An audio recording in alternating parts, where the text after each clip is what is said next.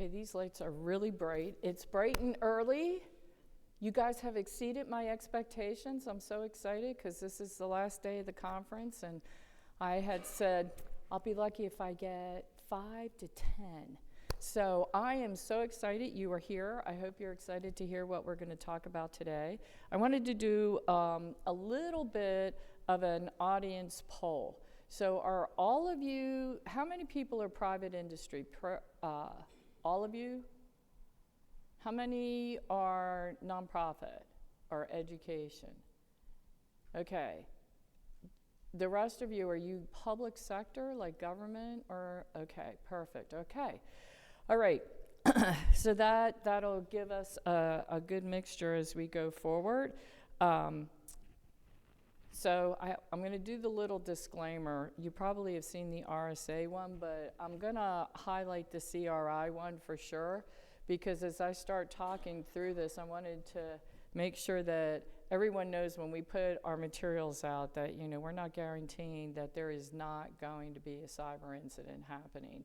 But we are very focused on working with small and medium businesses. So the Cyber Readiness Institute is a nonprofit.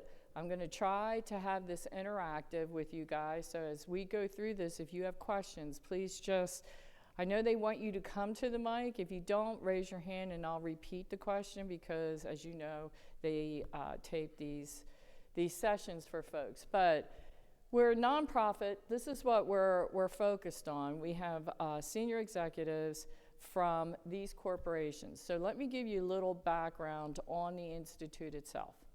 So those who are in public sector are familiar with President Obama did a commission toward the end of his tenure, and it was on cybersecurity. And they went around nationally, they put together a huge report on what needed to be done, what needed to be changed. And this group of companies came together. It was primarily MasterCard, the executive director, and the Global Center for Enterprise, which is actually our parent group, which is run by Sam Palmisano, who was the co-chair of the Obama Commission.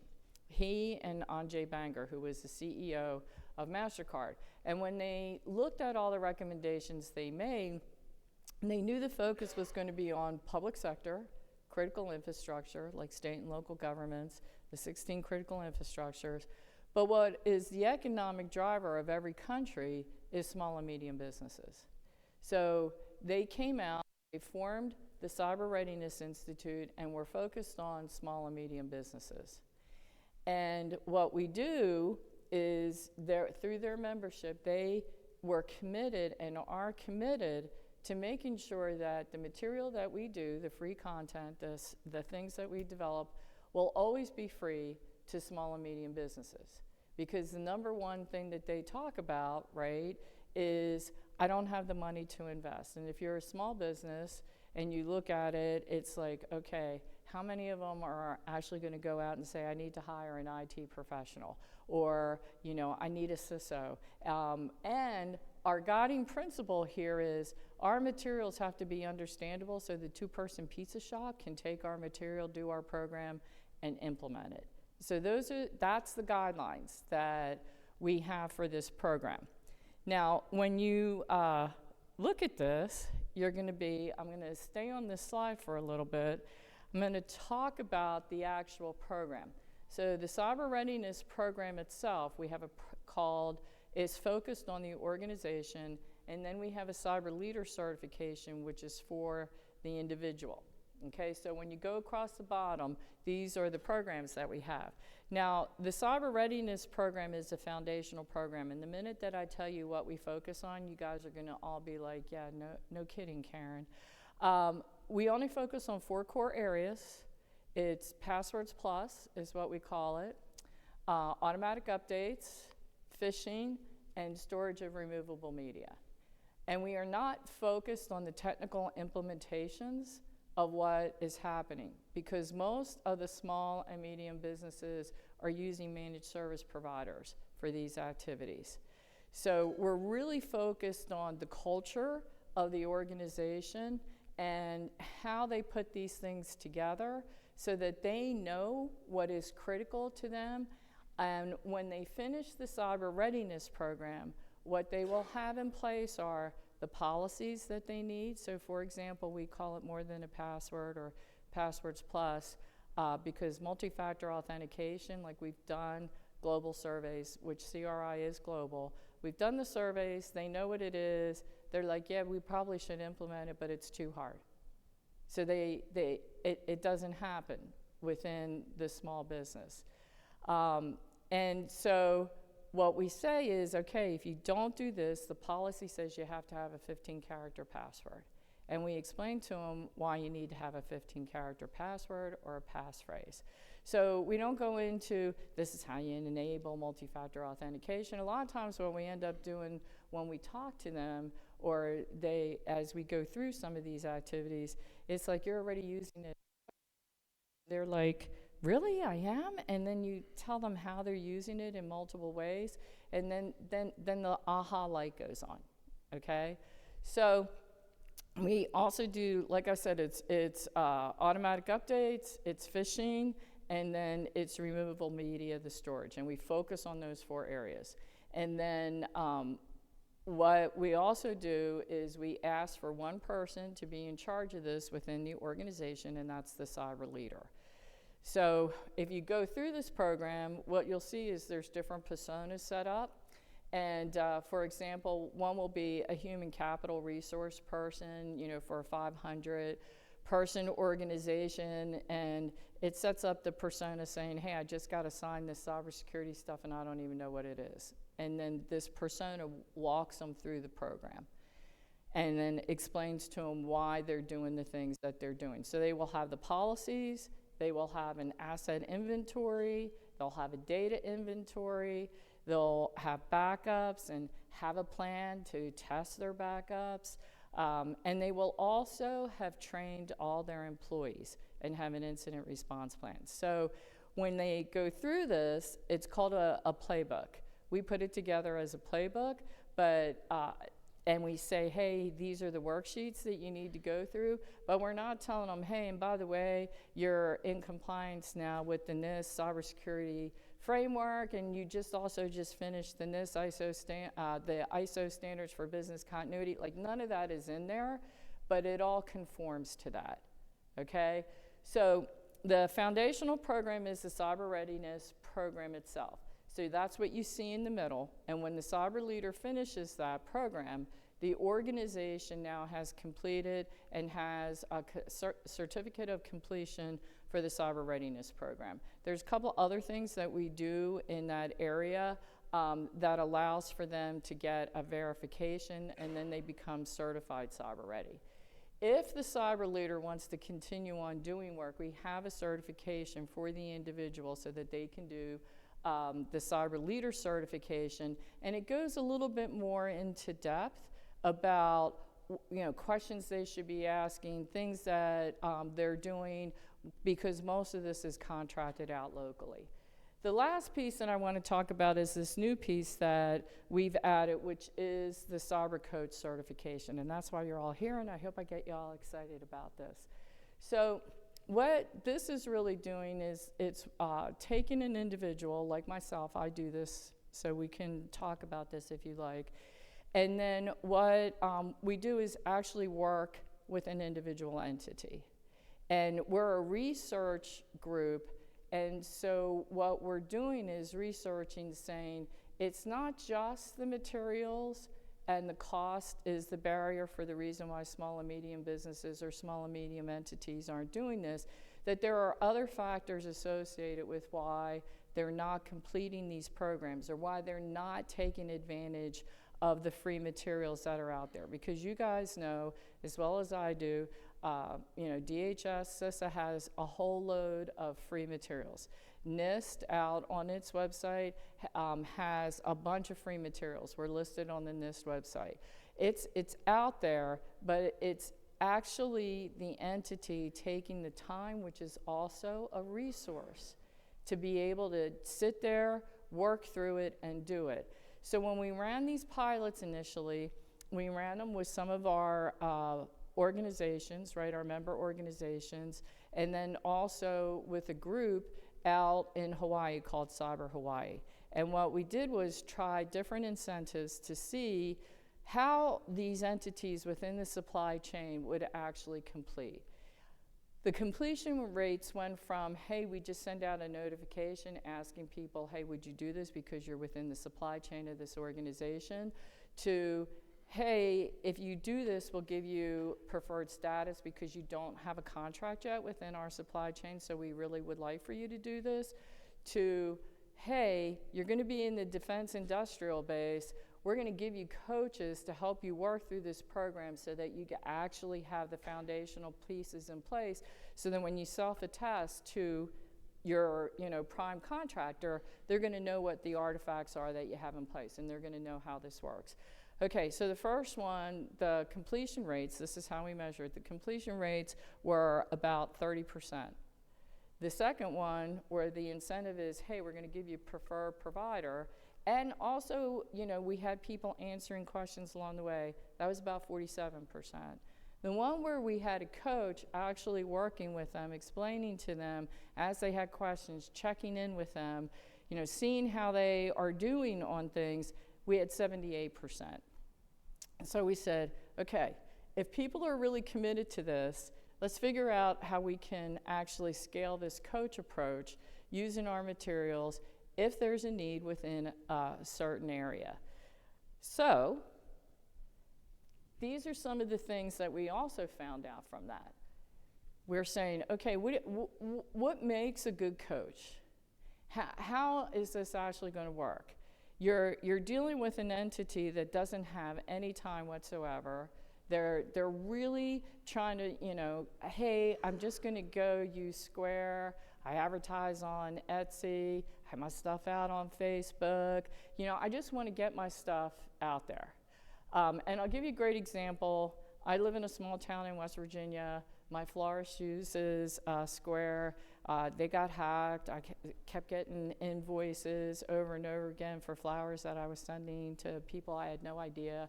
I had to call in, tell them, went down, helped them, said, you got to clean this stuff up. Here's what's going on. But not every small business florist has a former CIO who can help them when they recognize what's going on. And they didn't, I saw it soon enough that it didn't barrage all their customers and they could get it taken down fast. So when you start thinking about this, you have to apply it what is the best way? What are the characteristics? How are we going to work with them? We also said, how are we going to figure out exactly how we should put people in and then certify them? So we have been running these pilots. We have several pilots that are underway, and I'm going to highlight one specifically today, which is on the water utilities. But we also have one in the advanced manufacturing area, because we're trying to bring manufacturing back, and who's involved in that? Small and medium manufacturers. We have one going on in LA, because LA, we're working with another nonprofit there where they're trying to build out the ecosystem. We ran a pilot with one of our companies along with the SANS Institute to really figure out, are there certain certificates and certifications from the SANS Institute that we could identify, so that then we could reach out to them and come in and see if they wanted to be a coach and give back to the ecosystem. So there's several pieces that we have going. Now, when you see this field observation with an organization, everything's done virtually, so we do get on calls between the coaches and then us and then the organization to see how well that dialogue is going and how that conversation actually really goes forward. But what's key to the success of a coach before the field operations is the role play. And so I usually play the small or medium business, so I'll give you a little bit of background about myself. So I told you I was Karen Evans, the managing director of CRI. I've been there about 2 years. I have 30 years of government experience. I started out, those of you who are in the federal government, as a GS2, and I've held 3 presidential appointments, one of which is Senate confirmed.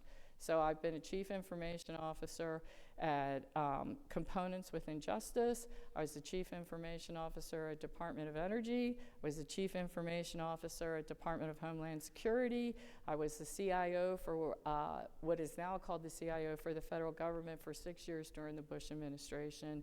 And I was also the first assistant secretary for cybersecurity, energy security, and emergency response. So I have a little bit of background in trying to do some of this. And what the key to success in talking to these entities is really us going through this role play. So I play the small entity, so you can imagine with that background, I'm pretty hard on the coaches coming through, like really acting like, why would I need to have a 15-character password, right? Like, I have all my passwords written down and it's stuck underneath my keyboard because everybody keeps making me change them. You know, things like that. And then usually what happens is the other person goes, well, and they're not quite sure how to convince me as to the reason why I need to have a 15-character password. So it's that kind of dialogue that has to happen because you're trying to convince the entity to do the right thing.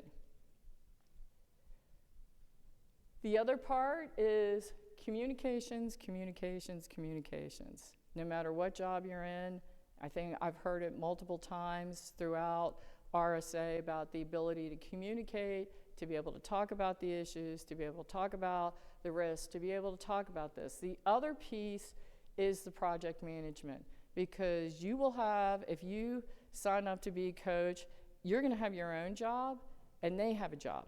And when you end up talking to them, their job is not cybersecurity. Their job, from the way that they do this, is not to put together a playbook.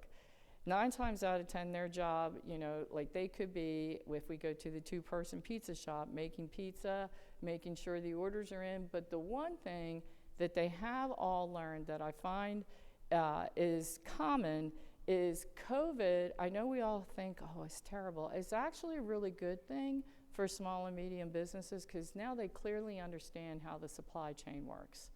They clearly know that other people impacted their ability to deliver their goods and services. And it's now easier to talk about how their ability affects goods and services up and down the line as well. So it's really, that part of it and that discussion has been really great. But the biggest thing is the time management. So you're going to ask me, oh, Karen, how long does this actually take? Depending on the small business, we average it's about 6 weeks to actually complete the program.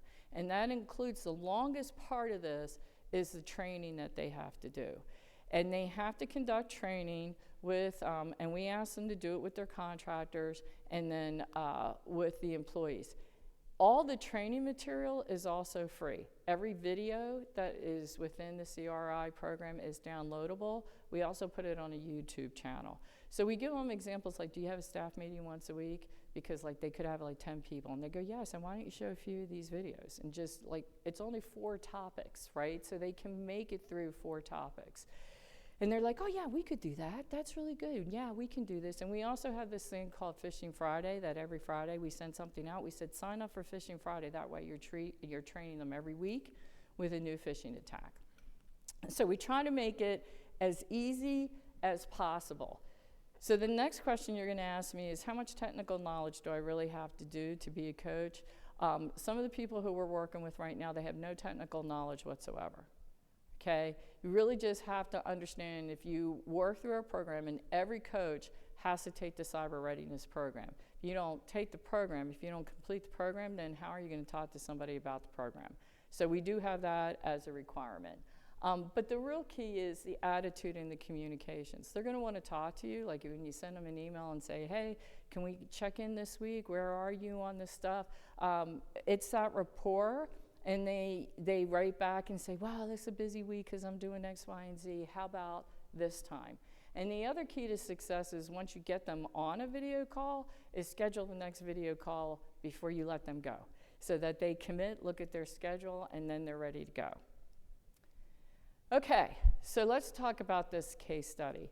I gave you some background of why we did stuff, and then we have partners on this.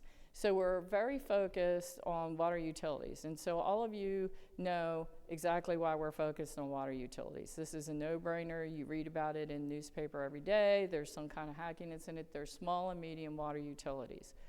Okay, Microsoft, who is one of our co-chairs, said we really want to do something that's impactful to help the nation. They're doing CRI. They said, let's try to implement the CRI program in the water sector.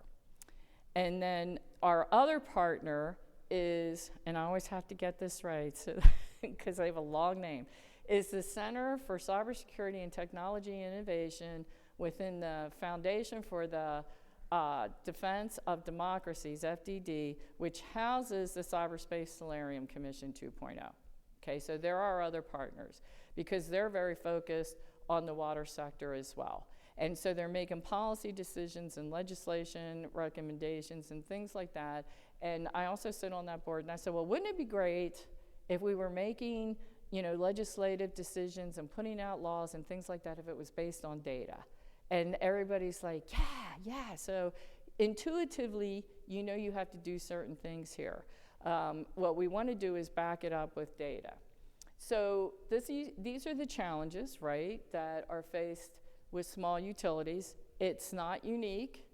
It's everything that I was just talking to you about with small and medium businesses. The big thing, then again, I told you we were research, so we believe those 4 core issues, that what we call the 4 core, it doesn't matter what sector you're in. It doesn't matter what you do. You need to do these 4 core things as a foundation and then build up, to the ICS systems, to the SCADA systems, OT versus IT. You still have to do these 4 core things. So that's where we are. And we said, hey, we want to further extend out our hypothesis about what's keeping them from doing this, which is let's give them a coach or let them come in on their own and we'll advertise the program and we'll see which way they go, okay? So these are the challenges. This is the scope. And the first phase of the pilot is up to 50 utilities. The second phase will be 200 utilities. But it's water and water waste management systems. But what's key is the small and mediums, these numbers, okay? Because when you're working in the water sector, or if you're tracking any of these things associated with the water sector, they're looking at the numbers right above. These are based on categories from the Environmental Protection Agency. So even if they're going to regulate, even if they're going to pass, because like there were some regulations that went out and then they were challenged in court, so EPA put them back, they're at a higher level. When you start looking at the water sector, and you look at risk assessments and things like that that are happening, they're at the next highest level, above 10,000 people. That's where they're looking at regulation. But if you live in one of these small towns, it's not gonna happen, right? Like they're focused on giving you water, okay? Or the waste management, or how to do this. So that's why this pilot is focused on these lower levels of the groups. So we launched in August, and like I said, the first part is up to 50 utilities. And the other part of this, as I told you, is really, do we need anything unique for SCADA systems or not? Do we need to do something different? And then we're also collecting the data, because if we do need to do something different for operational technology, the other partner that is involved in this is Idaho National Labs. So those of you who are familiar with them, they're like the quintessential group associated with putting out materials as it relates to OT systems, how to secure them, how to do this type of thing. And so if we have to develop some additional materials, obviously we want them to be technically correct, but we're going to take it back down again so that it's not overwhelming. It's what we call demystifying the technology, and so that it's digestible by that group. Sure. Just on that first phase, you said 50 utilities and coaches. How many coaches for those 50? Okay, so the question is 50 utilities and how many coaches for the 50 utilities. So we also have an estimate that one coach can handle up to 10 entities at a time. Okay, so that's what we're testing. So when you see how long it takes, we say 6 to 8 weeks, one coach, 10 entities. What we are seeing right now is the way that they're coming through. And so we haven't had to expand out the number of coaches just yet, because as entities complete, then we can add a new entity onto an existing coach. But what we really try to do is not give them more than 10 at a time, because they also have day jobs. So I'm back to one of the skills is time management here. Okay, so right now it is, we're primarily doing it within CRI, so it's me, my teammates, but we're trying to balance it and keep it as realistic, so as when we expand it out, that I can be really clear to you and say, I'm not going to give you more than 10, but I'm going to keep you at this 10 level based on your ability to be able to do it. So any other questions at this point? Yes, sir.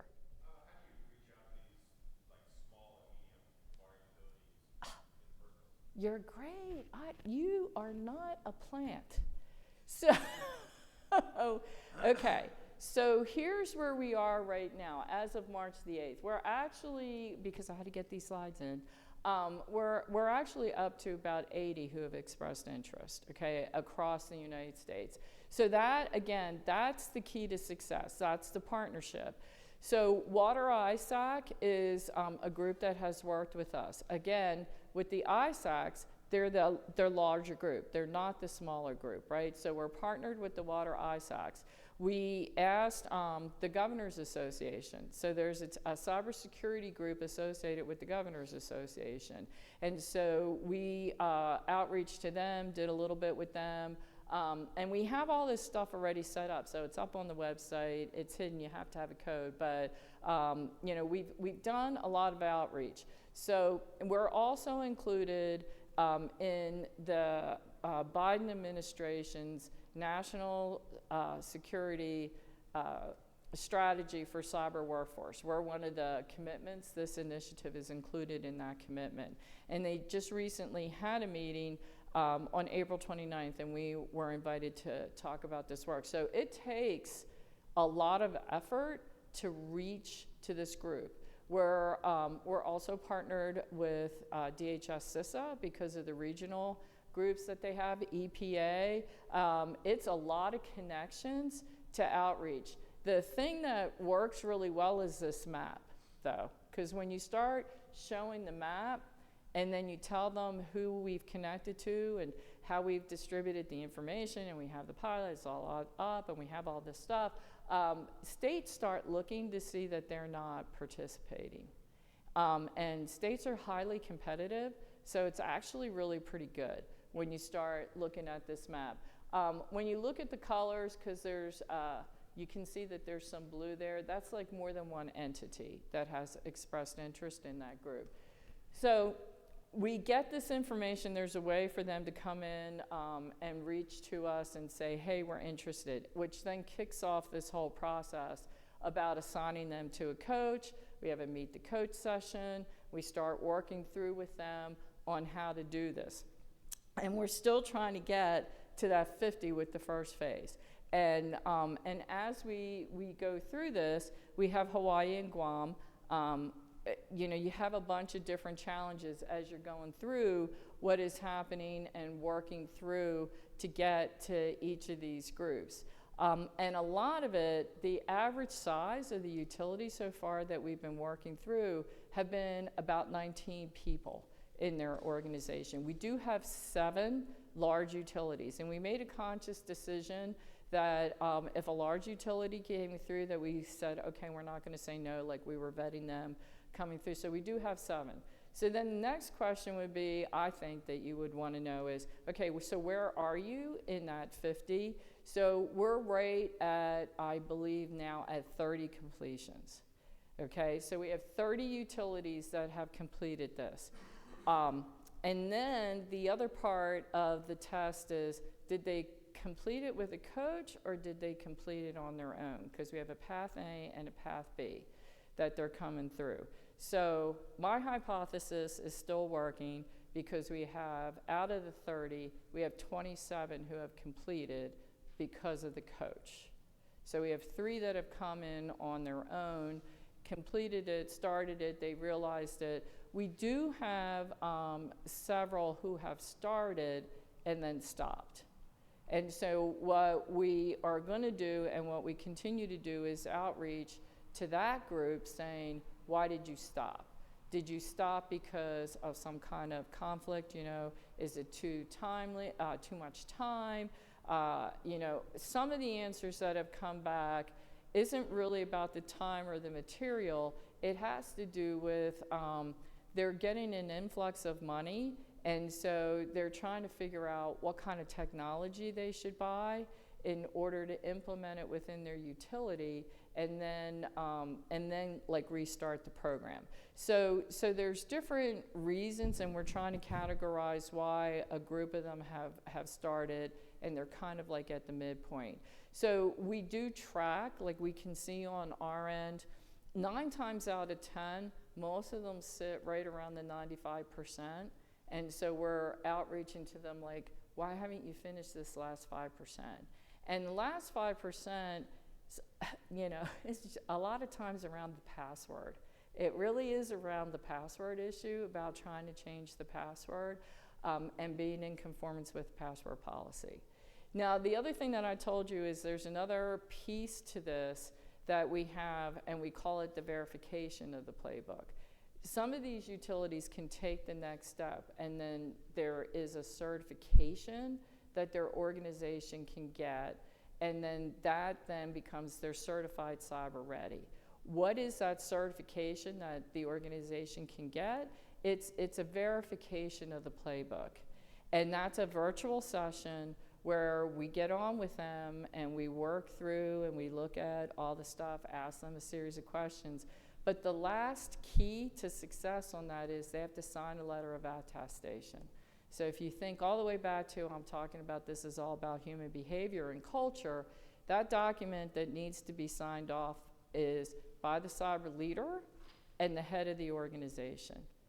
So, you know, we've been hearing all through RSA about accountability and getting the right people and your senior leadership and all these other pieces involved. We ask that the head of the organization has to sign off and say everybody's been trained. And that's all they do. They say, yes, everybody's been trained.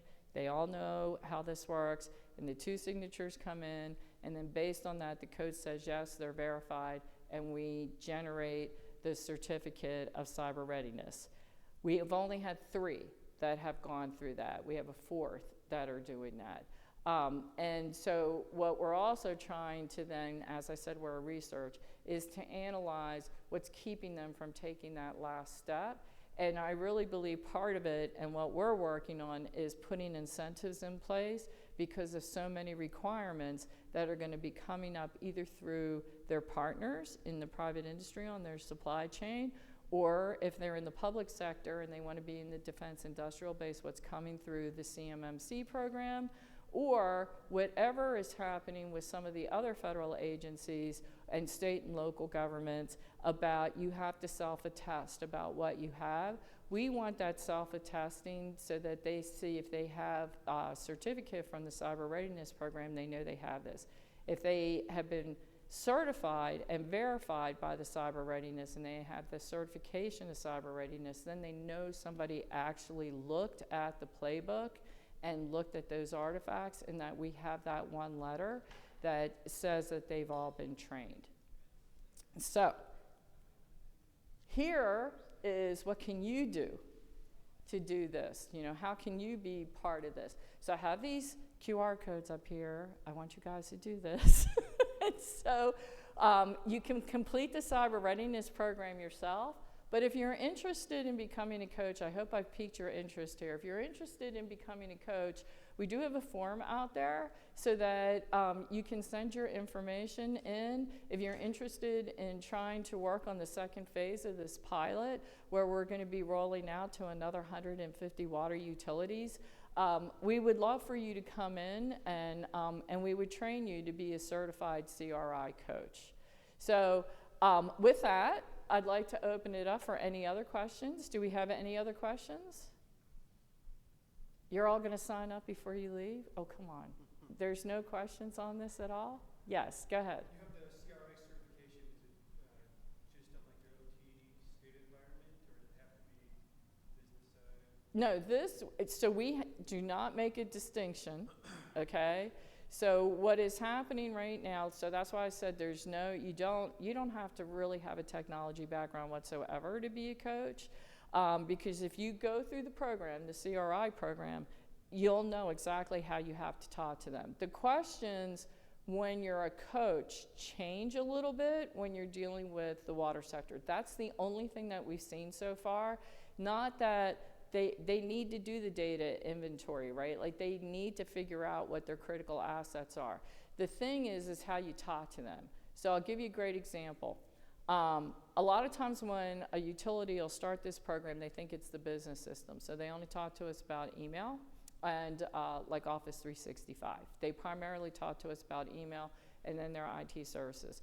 So I said, well, okay, so you're a water utility. And they go, yeah. I said, well, don't you have a system that like actually manages the systems associated with it? You know, your IC.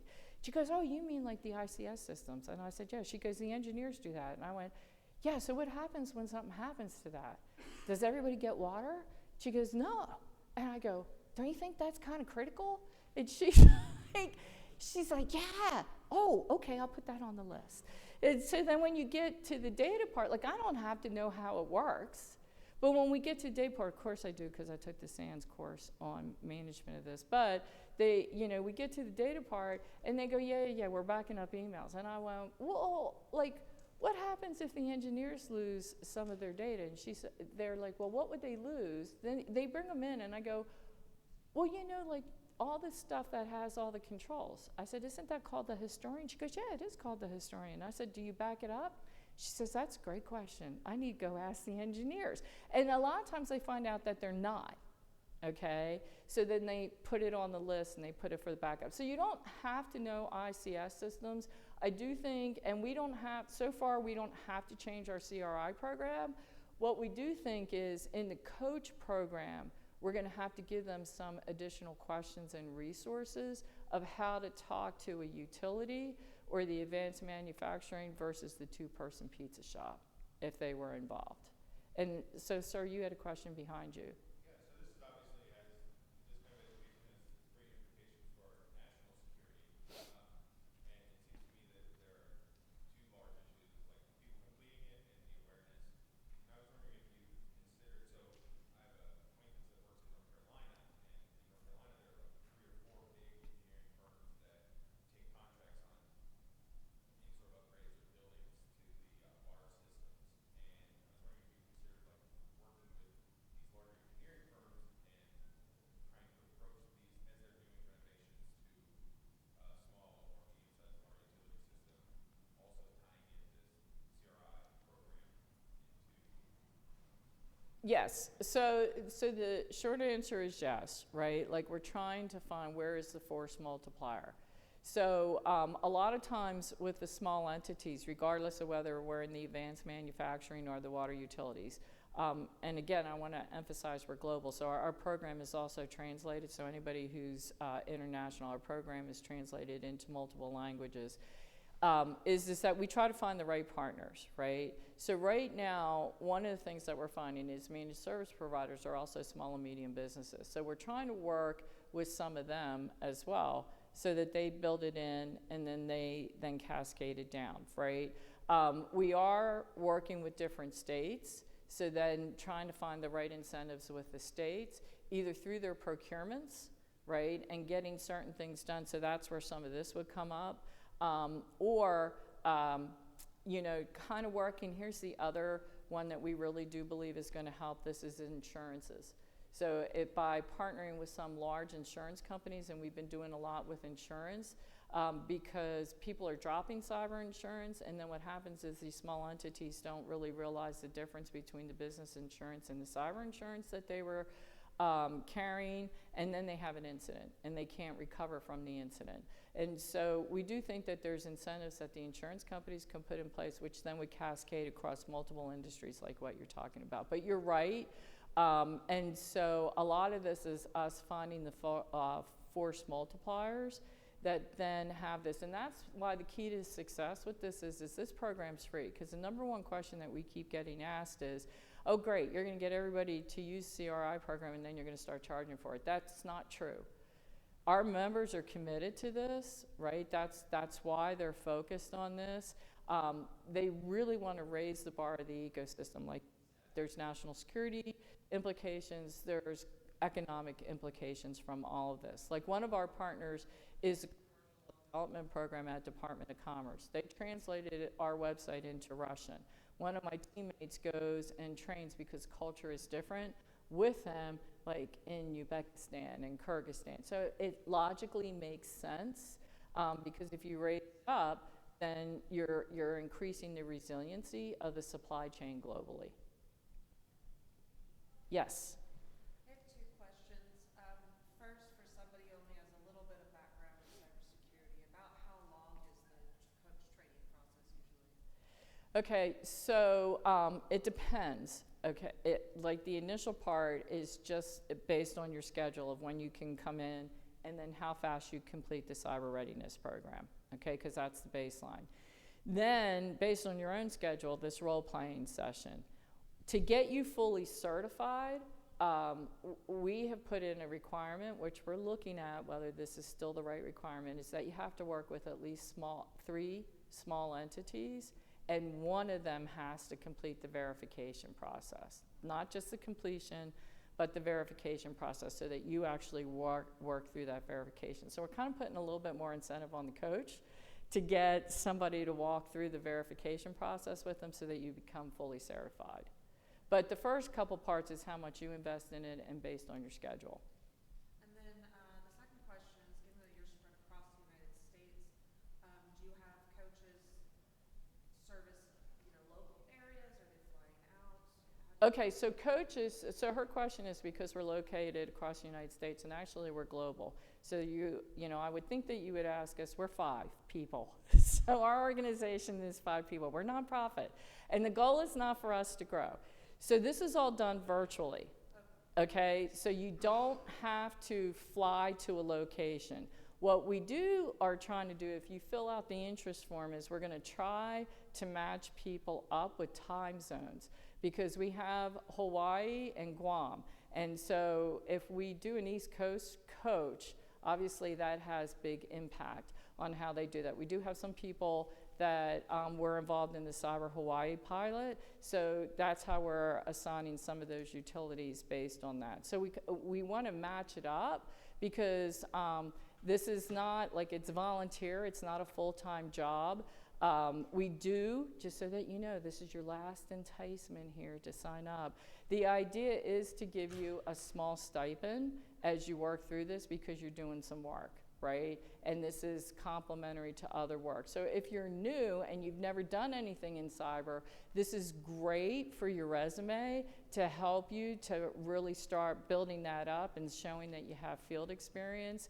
And for you to really figure out, do I really want to work in cyber as I start working through with this? But we do offer a small stipend if you sign up for this as well. So you're not going to get rich. I'm asking you to give back because we're a nonprofit. But you can make a difference. And if you want to make a difference, this is a way you can make a difference. Anybody else?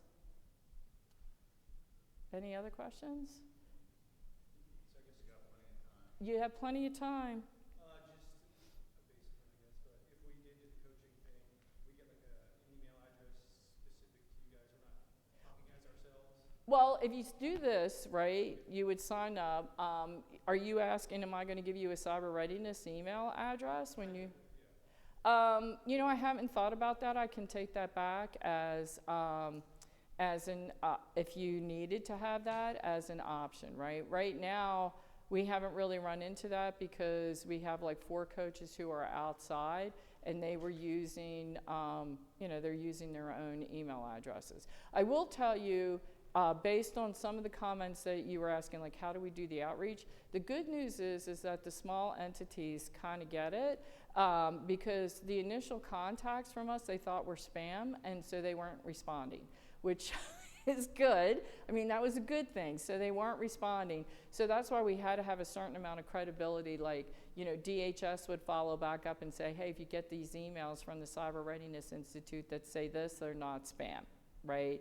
And then what we've learned is we have a whole series now of different communications, so that obviously phishing, we're teaching them phishing, so we're telling them don't click on links, but we have links in our emails, right? And so we've added some other convenient things up for them so that they can actually schedule their own Meet the Coach sessions, so that they don't have to click on things and we're not coordinating it. And we also have put in, which, you know, what a novel idea, is SMS messages to text them. But on top of this, we do high touch.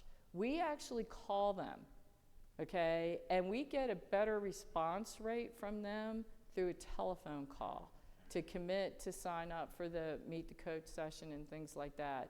And they really appreciate the telephone call. What we're really seeing now is where we've called directly, there's a direct correlation to their engagement within the program and not just receiving an email.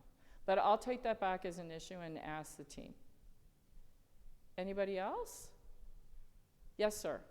So, notice you don't have any pins in California. Any interest in picking one up? Sure. We don't have any pins in California, so we would love to have some. We don't have any pins in Nevada. My son actually lives in Idaho, so I've been talking into Idaho, and the mayor there is very excited in Nampa, so she's now doing this. A lot of this, in order to get this out, is you have to find a champion in a location. That's really what ends up happening. We have a lot of work. If you notice, we have like one in Florida, so we're working directly with the education system and with the governor's office in Florida. And the other thing is that each of these, the way that this works is we're talking about the cyber readiness program. We come in initially underwater utilities, but what we're trying to do is help them build out an ecosystem. Because like if you pick Florida, Florida has every critical infrastructure that you can imagine there, right? They have over 3 million small businesses. So when they did a risk assessment, it's the critical infrastructure and then it's small businesses because of all the small businesses and how they relate into all the different critical infrastructure. So what we're trying to do is work with them on how do you use our material and build out this ecosystem of your coaches so that it's done locally, because there's nothing better than a coach who's local who can talk about what's happening in that local economic area. So that's what we're really trying to do, is drive out the program so that the foundation is right, not build CRI, but customize it across where it needs to be. Anybody else? Okay, I know you all want this QR code back up here because you're going to sign up, right? I'm going to put that back up here. But that again, please feel free to do this. And then this is my contact information. Please feel free to write to me if you're interested. The water utilities is a use case. We can almost do this. What we're trying to do is hit multiple groups, and we're global. So, like we work with governments across the world. I could have put up my global slide, but I wanted to show you the use case of how this is working, because what is working here is the idea for us to scale it, but yet customize it within each country, because the commonality is the small and medium entity. Okay, thank you.